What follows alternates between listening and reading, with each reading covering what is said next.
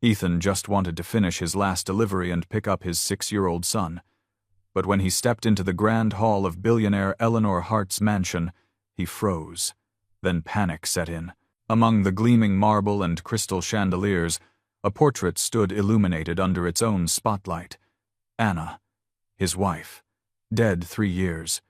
Except the nameplate beneath the frame didn't say Anna. It was a name Ethan had never heard before. Why did Eleanor have his wife's photograph?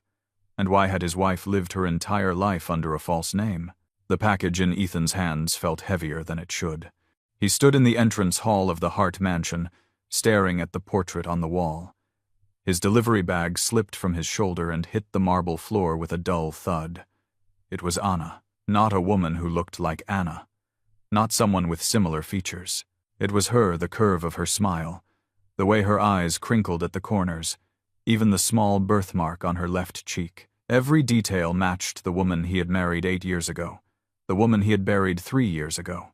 But the brass nameplate beneath the gilded frame read, Evelyn Hart, beloved sister.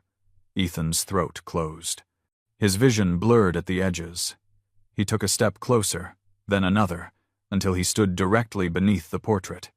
The woman in the painting wore an elegant navy dress, her hair styled in soft waves. She looked younger, maybe early 20s, but it was undeniably her. A door opened somewhere to his left. Footsteps approached across the polished floor. "Can I help you?" Ethan turned.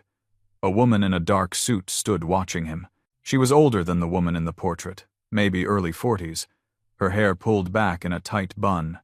Her expression was carefully neutral, but her eyes had sharpened when they landed on his face. "I'm sorry," Ethan managed, his voice coming out rough. "I'm here to deliver a package. But this photo..." The woman's face went white. She took 3 quick steps backward. "Who are you?" she demanded, her composure cracking. She looked between Ethan and the portrait, her breath coming faster. "My name is Ethan Cole. I'm just a delivery driver. But that woman in the painting..." He pointed at the portrait with a shaking hand. "That's my wife." The woman stared at him. For a long moment, neither of them moved. Then she turned sharply and called out, "Marcus!"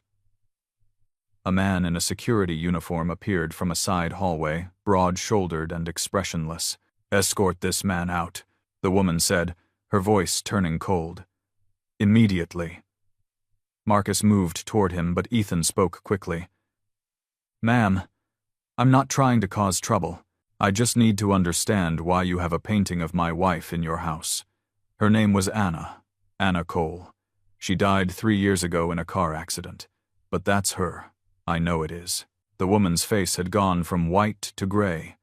She gripped the back of a nearby chair. "Get him out," she repeated, but her voice wavered. Marcus took Ethan's arm not roughly but firmly and guided him toward the door. Ethan's mind was spinning. Nothing made sense. Anna had never mentioned any connection to wealth. She had never talked about her family at all. When he asked, she always changed the subject with a sad smile and said her past didn't matter, only their future did. He was halfway to the door when he heard it. "Wait." Marcus stopped. Ethan turned. The woman had followed them, trembling. "You said..." Her voice broke. She swallowed hard and tried again. "You said she was your wife?" Ethan nodded slowly. "And she's..." The woman couldn't finish the sentence. "Dead," Ethan said quietly.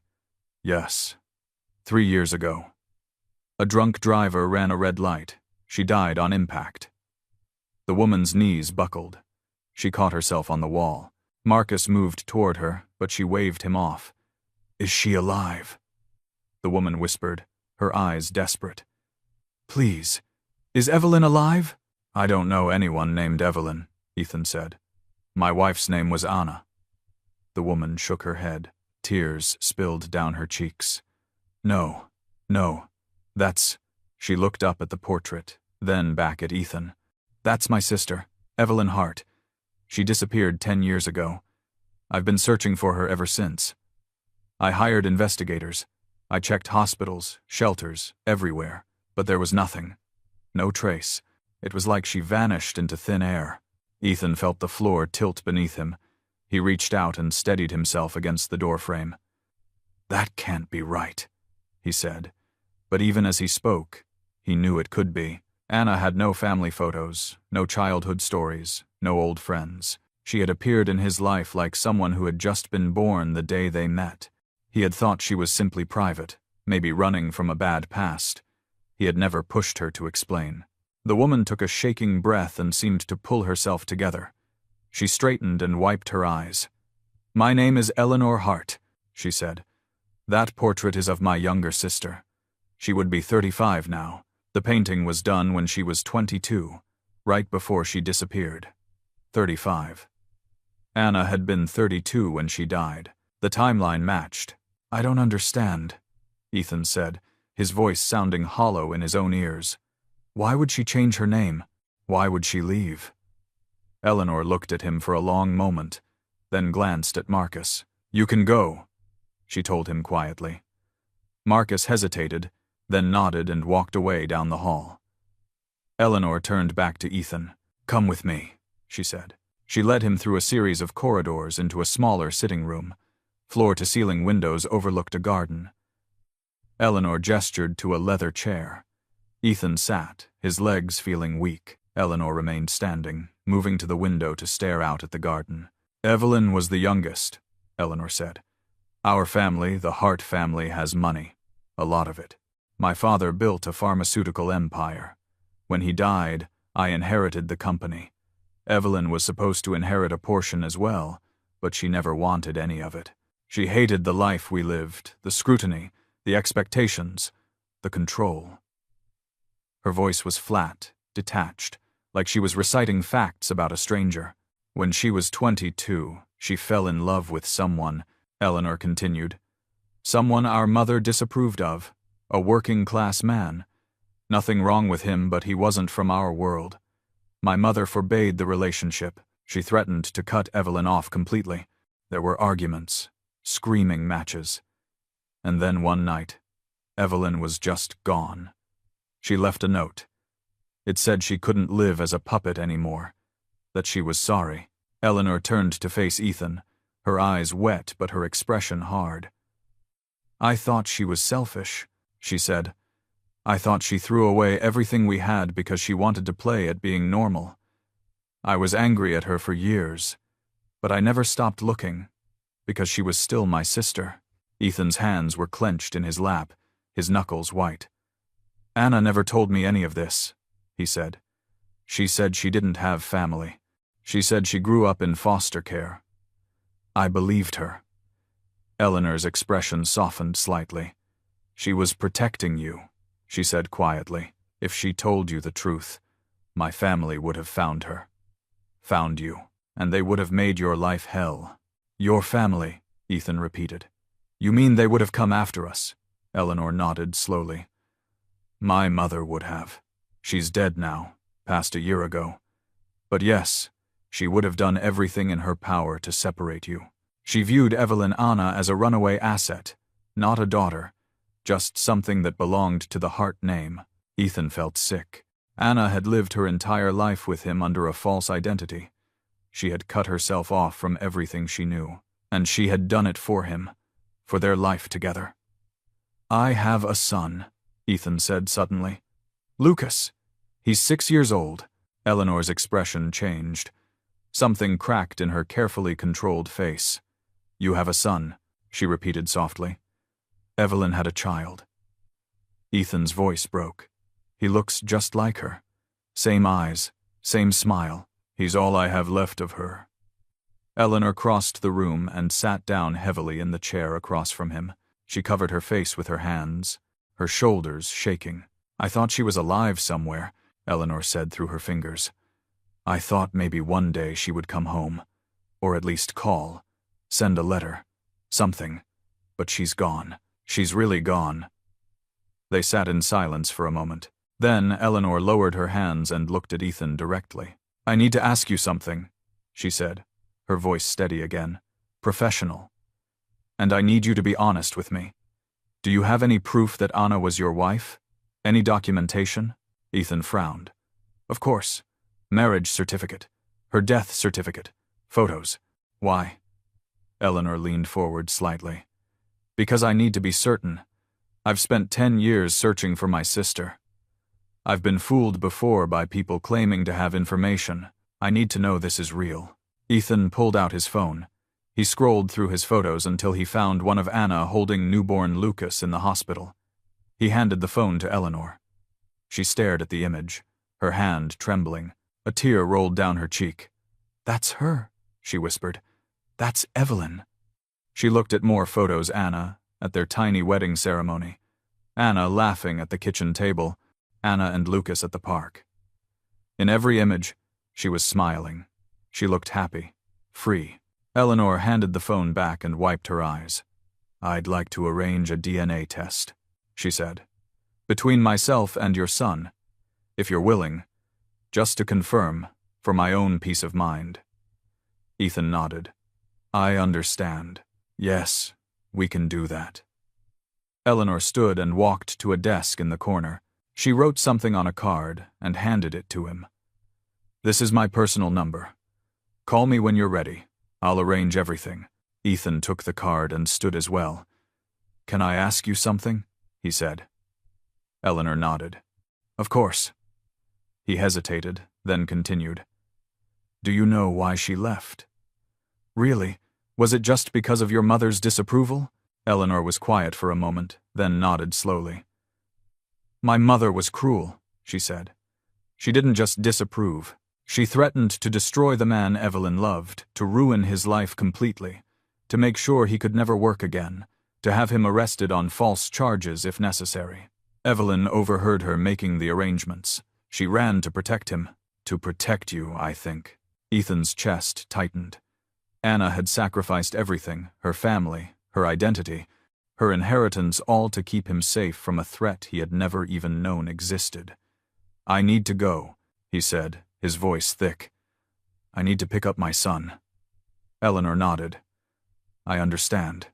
Thank you for coming, for telling me the truth, even though it wasn't the truth I wanted to hear." She walked him to the door.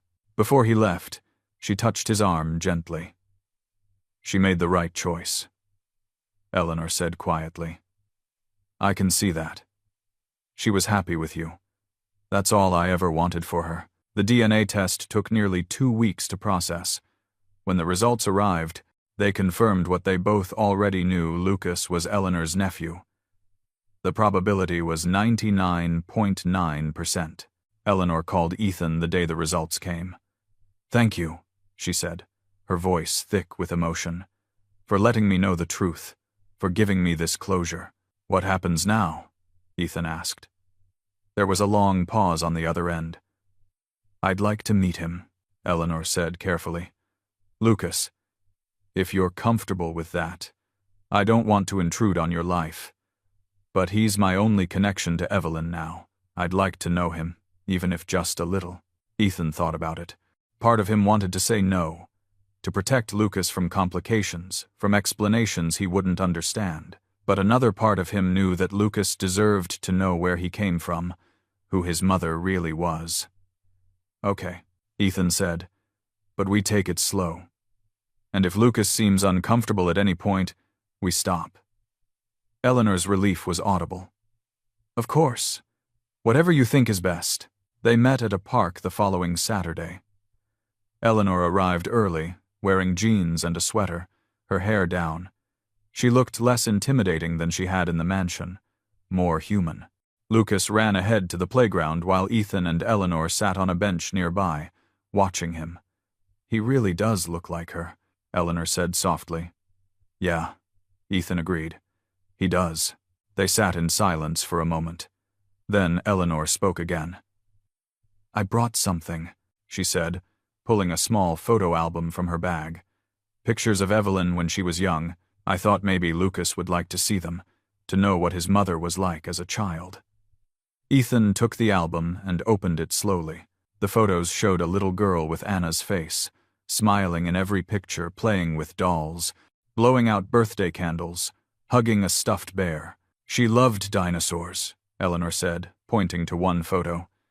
"She had a collection of toy dinosaurs. She named every single one."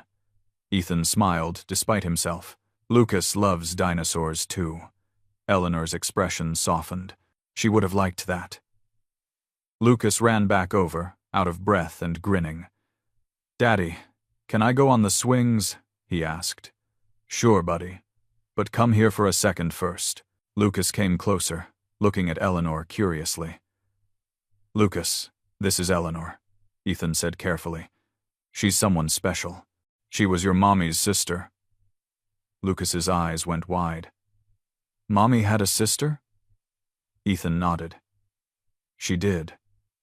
And that makes Eleanor your aunt." Lucas looked at Eleanor with new interest. "Do you look like Mommy?"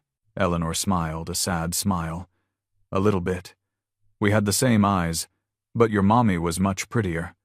Lucas nodded solemnly. "Mommy was the prettiest." Then he noticed the photo album in Ethan's hands. "What's that?" Eleanor leaned forward. "Pictures of your mommy when she was little. Like you. Would you like to see?" Lucas nodded eagerly and climbed onto the bench between them. Eleanor opened the album and showed him each photo, telling him stories about Evelyn's childhood. Lucas listened with rapt attention, asking questions about every detail. Ethan watched them together and felt something shift in his chest. Eleanor's voice was gentle when she spoke to Lucas, patient, kind. She answered his endless questions without irritation, and Lucas, who was usually shy around strangers, seemed completely comfortable with her. Over the following weeks, Eleanor became a regular presence in their lives. She visited on weekends, brought Lucas books and toys, taught him to play chess. She and Ethan talked for hours about Anna, about who she had been before and after she ran away. Eleanor shared stories from their childhood while Ethan shared stories from their marriage. Together, they built a complete picture of a woman who had lived two very different lives. One evening, Eleanor came to the apartment with a small wooden box. "I found more of Evelyn's things," she said, her hands shaking slightly as she set it on the kitchen table. "From her room. I thought you might want them." Inside the box were trinkets and papers, a dried flower, a movie ticket stub, a bracelet made of cheap beads, and at the bottom, a small leather journal. Ethan picked up the journal carefully, recognizing Anna's handwriting on the cover. "It's her diary," Eleanor said quietly, "from right before she disappeared." They sat on the couch and read together. The entries were brief at first, complaints about tutors and social obligations. But toward the end, the tone changed. There were entries about sneaking out to meet someone, about feeling alive for the first time, about falling in love. The last entry was dated 2 weeks before Evelyn vanished. "I met him again today, Ethan. He doesn't know who I am. He just sees me, the real me. Not the heart name, not the money, just me. I think I could love him. I think I already do, but I'm terrified. If my family finds out, they'll destroy him. I can't let that happen. I have to choose, and I think I already know what I'm going to choose. I'm going to choose love. I'm going to choose freedom, even if it means giving up everything else. Because what's the point of having everything if you can't be yourself? I'm scared, but I'm ready." Ethan's vision blurred. He closed the journal and set it down carefully. "She chose me," he whispered. "She gave up her entire life for me." Eleanor was sitting silently beside him, tears streaming down her face. "She chose happiness," Eleanor said, her voice breaking. "She chose to live on her own terms. That's all she ever wanted." They sat together in the quiet apartment. The journal lay between them like a bridge between two worlds, between Evelyn and Anna, between the past and the present. "Thank you," Ethan said finally, "for sharing this with me, for helping me understand who she really was." Eleanor wiped her eyes. "Thank you for letting me into your life, into Lucas's life. You didn't have to, but you did, and it means everything to me." 6 months passed. Eleanor became a fixture in their small family. She came to Lucas's school play, helped with homework, took them out for dinner on special occasions. She never overstepped, never tried to replace Anna or act as though she had any claim on their lives. She was simply there, present and supportive. But Ethan noticed other things too. The way Eleanor's face lit up when Lucas called her Aunt Eleanor. The way she and Ethan had developed their own shorthand, their own inside jokes, the way they could sit in comfortable silence without awkwardness, the way his heart lifted slightly whenever her name appeared on his phone. He tried not to think about it. Anna had been dead for 3 years, but it still felt too soon, too complicated. Eleanor was Anna's sister. It would be wrong, wouldn't it? One evening, after Lucas was asleep, Eleanor lingered by the door. "I should go," she said, but she didn't move.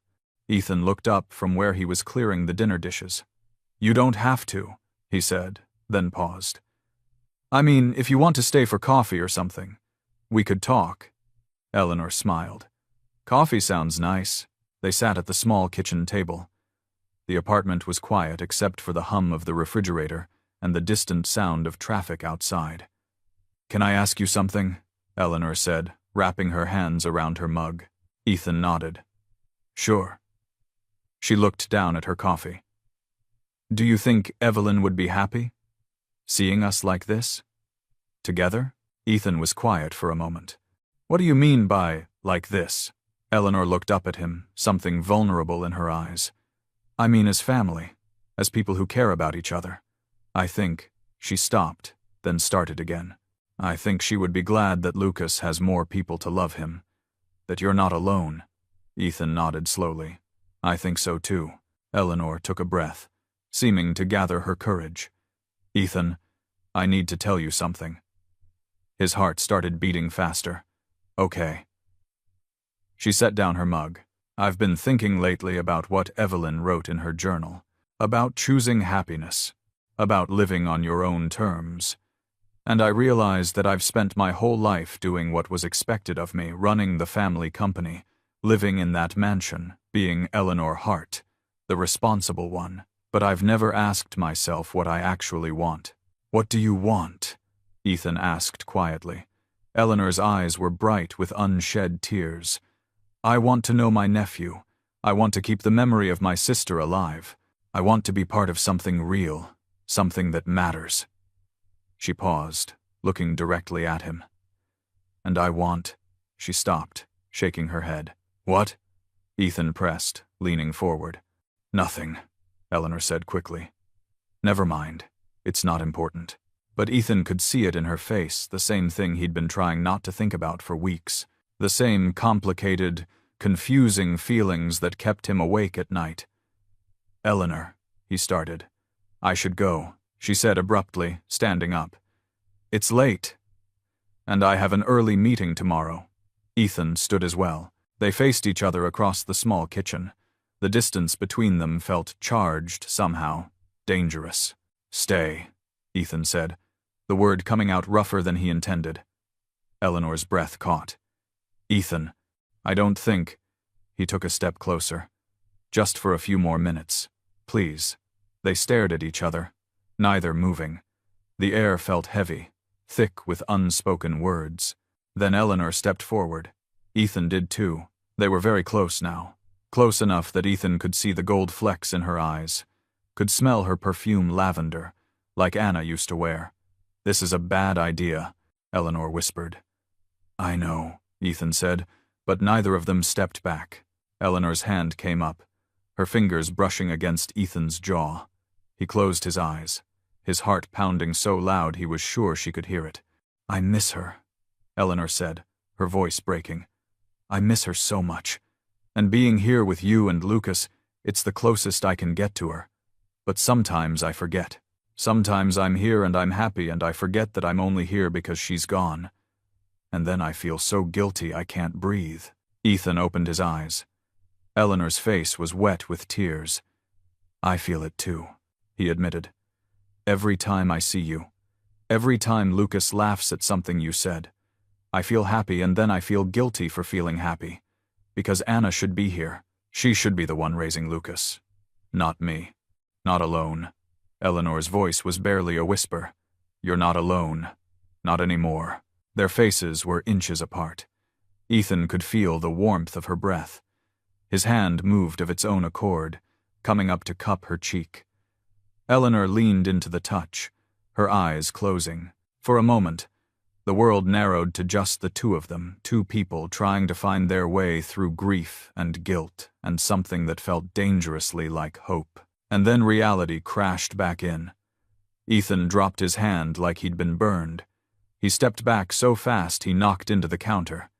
"I'm sorry," he said, his voice harsh. "I shouldn't have, we can't." Eleanor wrapped her arms around herself, looking stricken. "You're right," she said. "I'm sorry. I don't know what I was thinking." "She was your sister," Ethan said. "And she was my wife. This is wrong." Eleanor nodded, not meeting his eyes. I know it is." They stood in the kitchen, not looking at each other. The moment had passed, but its ghost lingered in the air between them, uncomfortable and heavy. "I think I need some space," Ethan said finally. "To think. To figure out what I'm feeling." Eleanor nodded quickly, grabbing her purse from the chair. "Of course. I understand." She walked to the door and stopped with her hand on the knob. "For what it's worth," she said without turning around, "I think Evelyn would want us to be happy. Both of us, in whatever way that looks like." Then she left.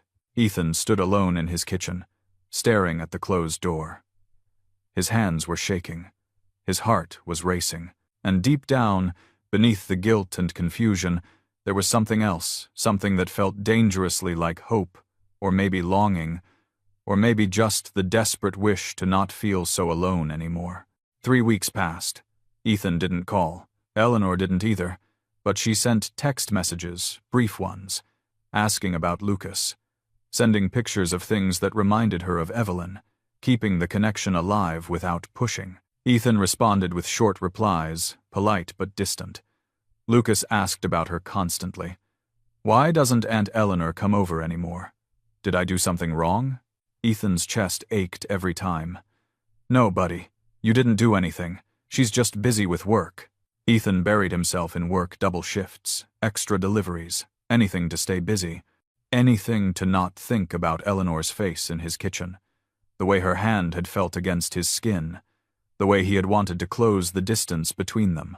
He told himself he was protecting Anna's memory, protecting Lucas from confusion, protecting all of them from making a terrible mistake. But late at night, lying in bed, he thought about what Eleanor had said. About Evelyn choosing happiness. About living on your own terms. And he wondered if maybe he was choosing guilt instead of life, choosing to stay frozen in grief because it felt safer than moving forward. One evening, he took Lucas to the cemetery. They hadn't been in weeks. Lucas ran ahead to Anna's grave and knelt down, touching the headstone like he always did. "Hi, Mommy. It's me." Ethan stood beside him, staring at Anna's name carved into the granite.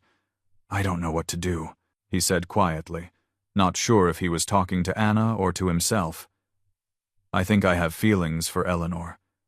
And I don't know if that's okay. I don't know if you'd be angry with me, or if you'd understand." Lucas looked up at him with those eyes, Anna's eyes. "Mommy's not angry, Daddy." Ethan knelt down beside his son. "How do you know?" Lucas thought for a moment, his face serious. "Because Mommy wanted us to be happy. She told me in my dreams. She's not mad." Ethan's throat tightened. He pulled Lucas into a hug. "When did she tell you that?" "Lots of times," Lucas said simply. "She visits me sometimes. In my dreams. She looks happy. And she says she loves us. And she says Aunt Eleanor is nice." Ethan didn't know if he believed in dreams or messages from the dead, but he knew his son believed it. And maybe that was enough. "Do you like Aunt Eleanor?" Ethan asked. Lucas nodded vigorously. "Yeah, she's really nice. And she tells good stories about Mommy. And she makes you smile," Ethan protested. "I smile." Lucas shook his head. "Not like that. You smile different when she's here. Like you're not so sad anymore." Ethan looked at Anna's headstone. The sun was setting, casting long shadows across the cemetery. Birds sang in the trees overhead. The world continued its endless turning, indifferent to human grief and human hope. "What should I do?" Ethan asked the stone. The stone, of course, didn't answer. But in the silence, Ethan thought he felt something, not a voice, not a sign, just a sense of peace, of permission, of release. Maybe it was his imagination. Maybe it was just what he needed to feel. But in that moment, standing in the cemetery with his son's hand in his, Ethan decided to believe. He pulled out his phone and typed a message to Eleanor. "Can we talk?" The response came within seconds. "Yes. When?" Ethan typed back, "Tomorrow? After I drop Lucas at school." Her reply was immediate. "I'll be there." Eleanor arrived at Ethan's apartment at 9 in the morning. She looked nervous, tired, like she hadn't been sleeping well. Dark circles shadowed her eyes. "Thank you for coming," Ethan said, stepping aside to let her in. "Of course," Eleanor said, stepping inside and looking around the familiar space like she was seeing it for the first time. "How have you been?" Ethan closed the door. Confused. "You?" Eleanor managed a small smile. "The same." They sat on the couch, not touching, maintaining careful distance. "I've been thinking," Ethan said. "About everything. About Anna. About you. About what almost happened." Eleanor tensed, her shoulders going rigid. "Ethan." He held up a hand gently. "Let me finish. Please." She nodded, her hands clasped tightly in her lap. "I loved Anna," Ethan continued, his voice steady despite the emotion beneath it. "I loved her more than I've ever loved anyone. And when she died, I thought that was it, that I'd never feel that way again. That I'd spend the rest of my life just going through the motions for Lucas's sake." He paused, taking a breath.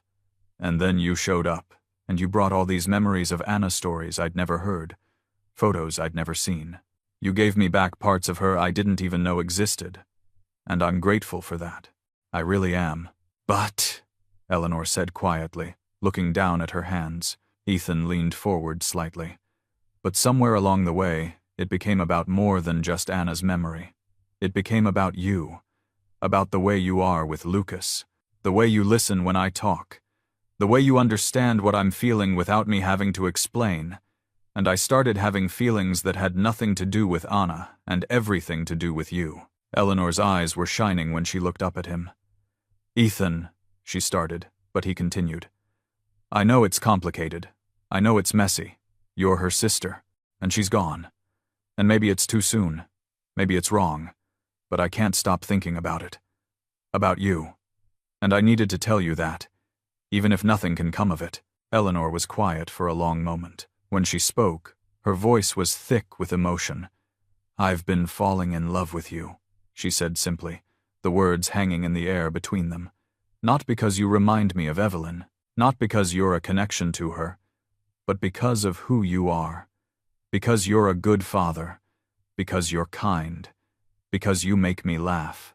Because when I'm with you, I feel like I can finally breathe after holding my breath for 10 years. She wiped her eyes with the back of her hand.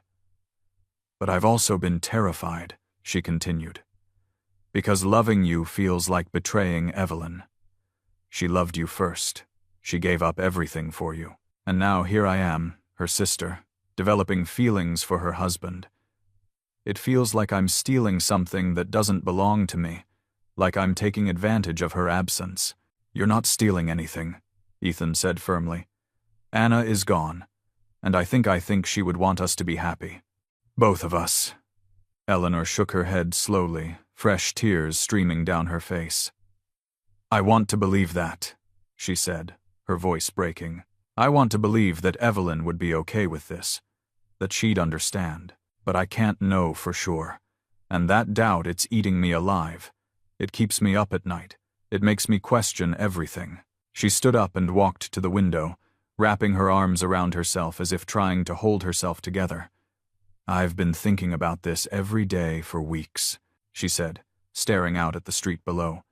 "Trying to figure out what the right thing to do is. Weighing my feelings against my loyalty to Evelyn. And I keep coming back to the same conclusion, no matter how much I wish I could find another way." Ethan stood as well, his heart beginning to sink. "What conclusion?" he asked, though part of him already knew. Eleanor turned to face him. her expression heartbroken but resolute, like someone about to make a terrible but necessary choice. "I need to leave," she said. The words hit Ethan like a physical blow. "What?" he said, taking a step toward her.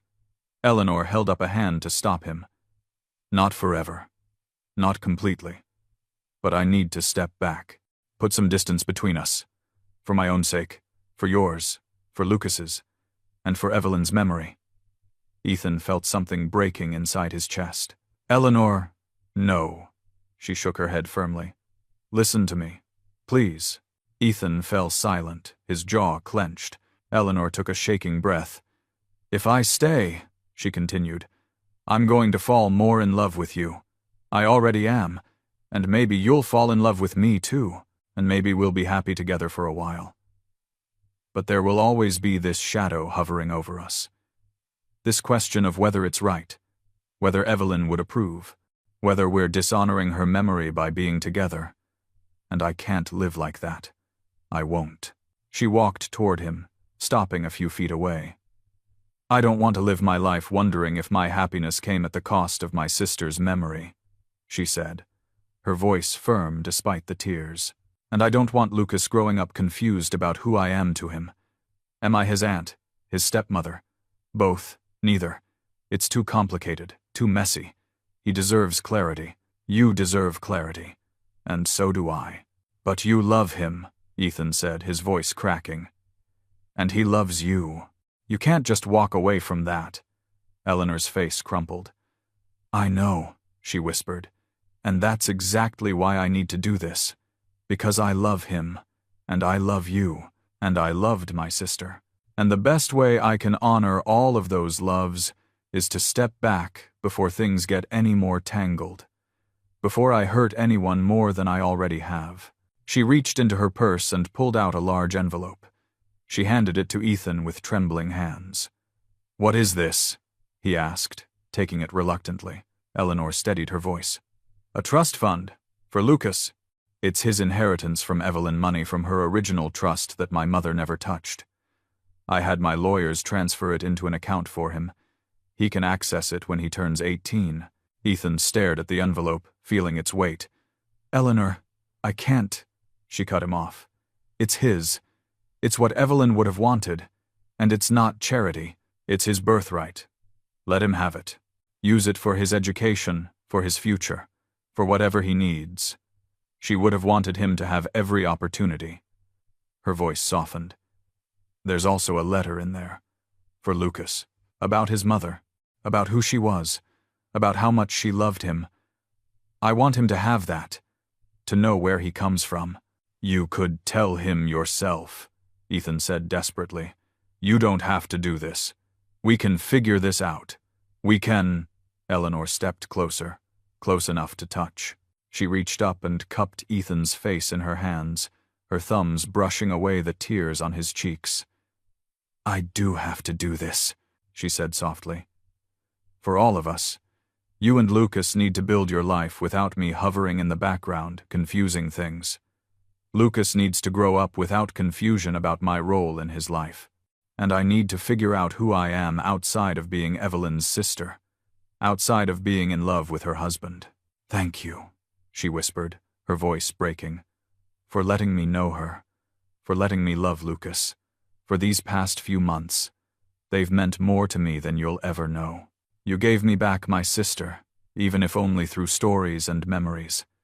That's a gift I can never repay." A tear rolled down Ethan's cheek. "I don't want you to go," he said, his voice raw with emotion.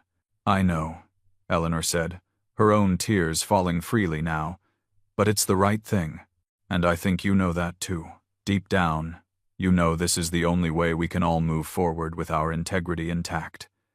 She stood on her tiptoes and kissed his forehead, a gentle, sisterly kiss, a goodbye. "Be happy," she whispered against his skin. "Live your life.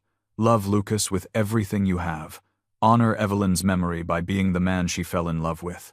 And maybe someday, when enough time has passed, when things aren't so raw, we can be in each other's lives again.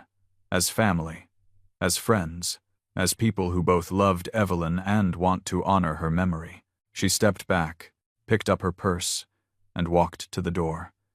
Ethan followed, feeling like his feet were moving through water. "Eleanor," he called as she opened the door. She turned, her hand still on the doorknob. Will you at least say goodbye to Lucas?" he asked, his voice pleading. Eleanor's face crumpled. She shook her head, fresh tears spilling down her cheeks. "I can't," she said, her voice barely above a whisper. "If I see him, I won't be able to leave, and I need to leave. Tell him."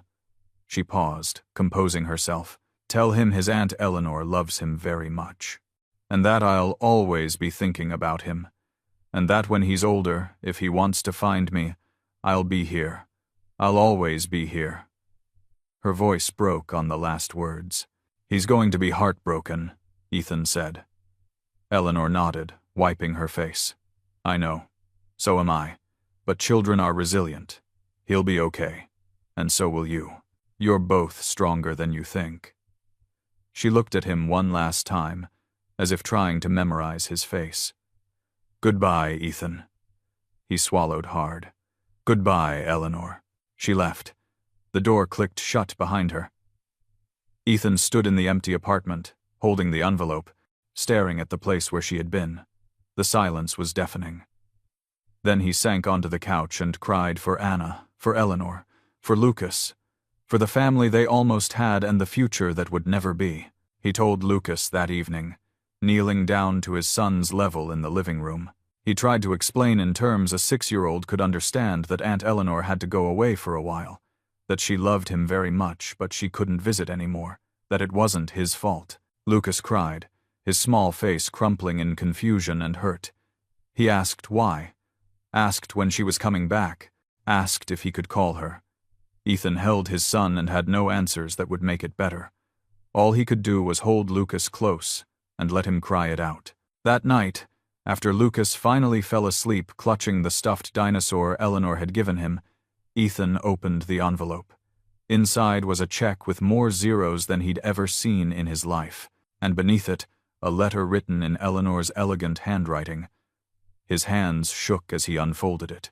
"Dear Lucas, by the time you read this, you'll be old enough to understand things I can't explain to you now. You'll know that your mother's real name was Evelyn Hart, that she came from wealth and privilege, that she gave it all up for love. I want you to know that your mother was the bravest person I ever knew. She chose freedom over comfort, love over security, happiness over duty, and she never regretted it. You are her greatest gift, her legacy, the proof that her choice was the right one. I'm sorry I couldn't stay in your life the way I wanted to. I'm sorry I had to leave.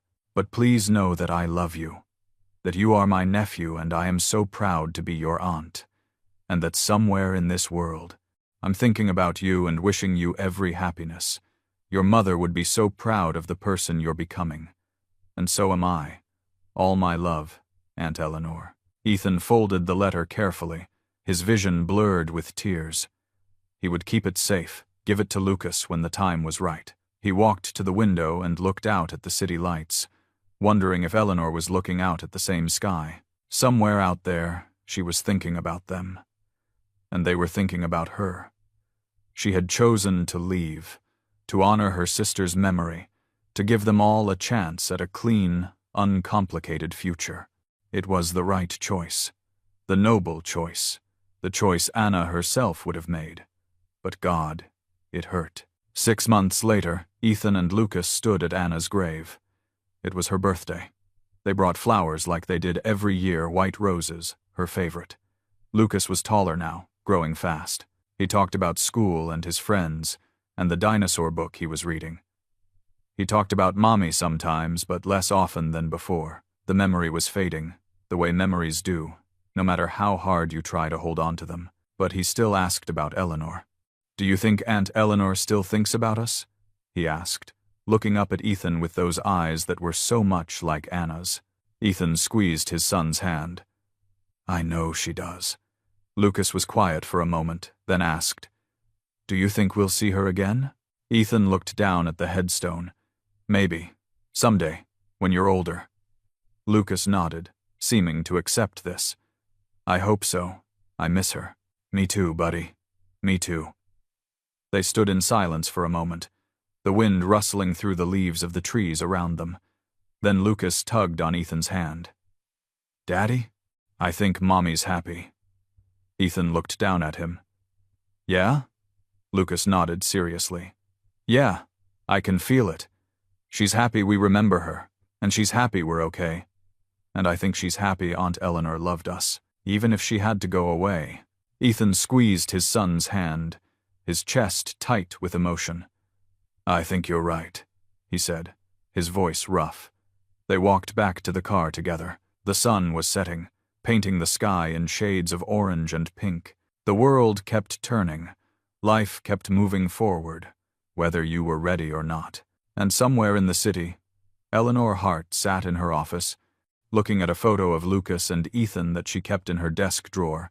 She touched it gently, her fingers tracing Lucas's smile, Ethan's face.